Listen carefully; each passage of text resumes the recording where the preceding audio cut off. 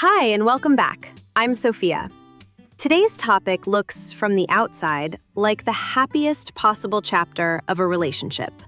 A new baby, a new family, a new beginning.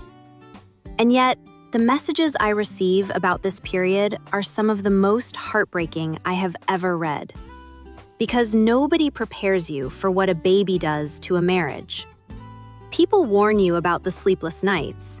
Nobody warns you that the person you built this life with might start to feel like a stranger sleeping beside you. The love is still there. The commitment is still there. But somewhere between the exhaustion and the new roles and the complete restructuring of your entire life, the two of you got lost. And what makes this so painful is the guilt that comes with it. Because how can you grieve your relationship when you are also supposed to be celebrating? Today, 5 people wrote to me about exactly that. What you are feeling is not a sign that your relationship is broken. It is a sign that you are human. Let's get into it. Now let's read Emma's message. Emma is 31 years old, writing to us from Manchester. Sofia, we were so in love before our baby arrived. Now we barely talk, we're both exhausted, and when we do speak, it usually ends in an argument.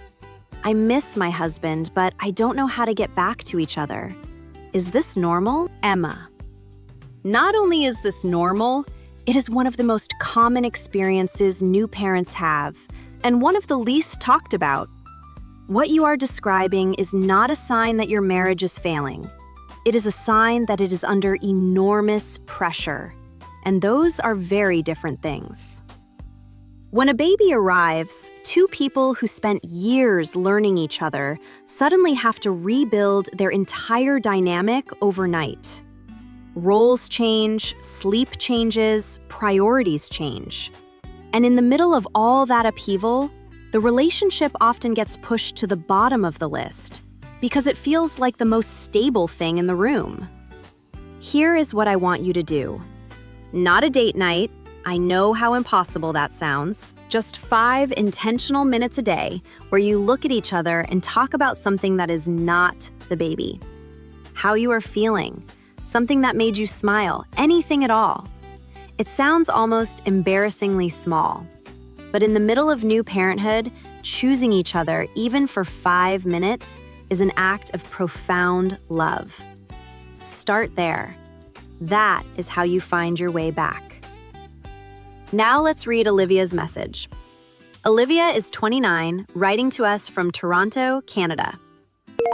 Sofia, I feel like since becoming a mother, I have completely lost myself. I love my baby deeply, but I don't recognize who I am anymore. My relationship is suffering because I have nothing left to give. How do I find myself again? Olivia, I know how much courage it takes to say out loud, I love my baby, and I am also lost. Those 2 things feel like they shouldn't coexist, and yet they absolutely do, for so many mothers. Motherhood is one of the most identity-altering experiences a human being can go through. The woman you were has not disappeared. She has been buried under an avalanche of needs that are not hers. When you have nothing left to give your relationship, it is not because you stopped loving your partner. It is because nobody has been refilling you. So the question is not, how do you give more? It is, how do you start receiving? What is one small thing that used to make you feel like yourself? A walk alone, a book, a phone call with a friend, something that belongs only to you. Because you cannot pour from an empty vessel, Olivia. Treat your own needs as non-negotiable, not selfish, non-negotiable. Now let's read Natalie's message. Natalie is 33, writing to us from Sydney, Australia. Since our baby was born, my mother-in-law has taken over completely. My husband lets her. I feel like I'm not even the mother in my own home. The baby has brought his family closer and pushed me further away. Natalie, what you are describing carries an extra layer of pain. because it is happening during one of the most vulnerable seasons of your life. A time when you need to feel celebrated, supported, and seen as a mother. And instead, you feel invisible in your own home. You are the mother, not your mother-in-law, you. And no amount of good intentions from his family changes that fundamental truth. Your husband needs to understand that allowing his mother to take over is not helping you. It is undermining you. The patterns established in these early months will set the tone for years of parenting ahead.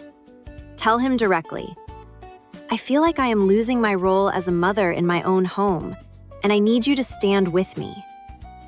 Say those words, Natalie. What you are asking for is the most reasonable thing in the world. Now let's read Rebecca's message. Rebecca is 35, writing to us from Dublin, Ireland. Sofia, I suffered from postpartum depression after my baby was born.